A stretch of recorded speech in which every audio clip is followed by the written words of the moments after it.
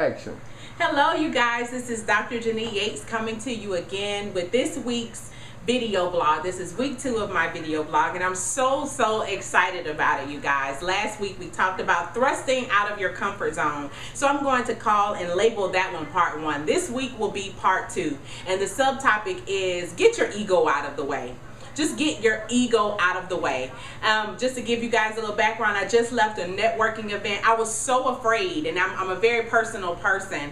I was so afraid to go. I'm just going to be honest with you guys. I was so afraid to go, but like I said last week, I had to get out of my own way. I had to get my ego out of the way because I realized that somebody needs my gift. Somebody needs to hear what I have to say. Someone needs to meet Dr. Yates. And I just had to go in there confidently and boldly despite how I felt.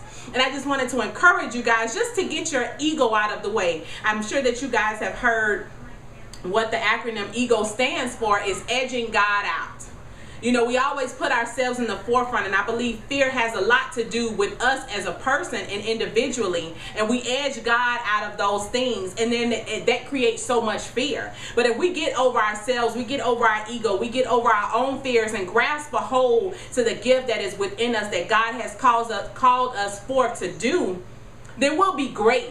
I went in there and made such a great contact with the woman, and I'm so excited about it. I even talked to some of my great friends who too went to a networking event, scared, afraid, but they did it anyway, and they made some exceptional connections. I even met with one of my friends, just got off the phone with her rather, who told me that she, despite how she felt in her fears, she went forth anyway, and she was offered an office for her business. And I'm so excited for her. I'm sharing that excitement in her, but the key to that is she got out of her own way. She edged her ego out of the way, and she went for her passion. She went forward in what she knew, and I'm just encouraged to tell you all to do the same, because there's so much greatness in you that you don't even know about yet.